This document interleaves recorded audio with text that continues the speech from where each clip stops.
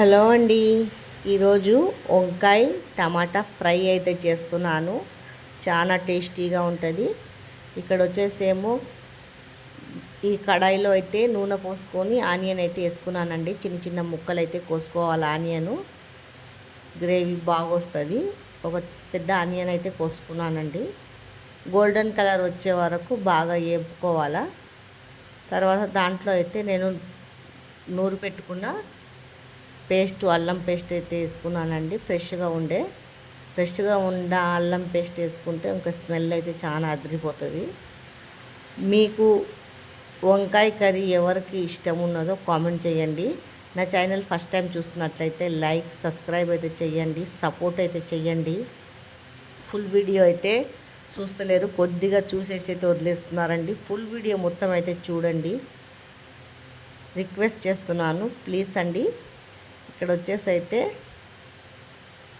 వంకాయలు కోసేసి వేసేసానండి. దాంట్లో వంకాయ కోసేటప్పుడు నీళ్ళలో అయితే ఉప్పు వేసుకోవాలా, నల్లగా కాకుండా ఉంటుంది. ఫ్రై అయితే చేసుకోవాలండి, చాలా బాగుంటుంది. టమాటా వేసి నీళ్ళు గిట్ల అయితే ఏం వేయొద్దు. టేస్టీగా అవుతుంది వంకాయ కర్రీ టమాటా. నాకైతే ఈ వంకాయ టమాటా అంటే చాలా ఇష్టం అండి.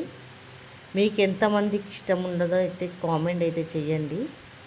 తర్వాత ఫ్రై అయితే అయిపోయాక మనము చింతపండు పోయకుండా 4 ముక్కలు అయితే మామిడికాయ అయితే వేసుకోవాలంటే ఇంకా సూపర్గా ఉంటుంది. నేనైతే 4 ముక్కలు మామిడికాయ కోసి వేసేసానండి. దాంట్లోనే మగ్గిపోతుందండి మెత్తగా. నీళ్ళు గిట్ల అయితే ఏం పోయొద్దు. తర్వాత కలుపుకున్నాక బాగా మసాలాలు పట్టేలాగా కలుపుకోవాలండి. ఎందుకంటే ఉప్పుగా కలుపుకోవాలంటున్నా, ఎందుకంటే కింద మాడిపోకుండా.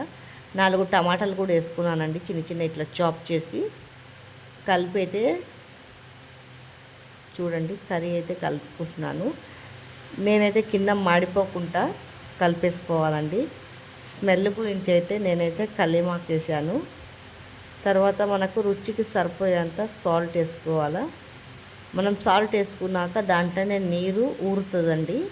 మనం నీరు గిట్లా ఏం పొయ్యొద్దు, అప్పుడే కర్రీ చాలా టేస్టీగా ఉంటుంది. చూడండి దీంట్లోనే ఫ్రై అయితే అయిపోవాలా. ఇప్పుడు టమాటాలనే నీరు ఊరుతుందండి. ఇవి మనకు మామిడికాయల ముక్కలు కూడా మెత్తగా అయిపోతాయి ఫ్రైలోనే, చాలా బాగుంటుందండి. మీకి ఎంతమందికి వంకాయ కర్రీ చాలా మందికి ఇష్టం ఉంటుంది. వంకాయ కర్రీ ఇష్టంగా తింటారు. గుత్తి వంకాయ కర్రీ ఇట్లా ఫ్రై చాలా బాగుంటుందండి.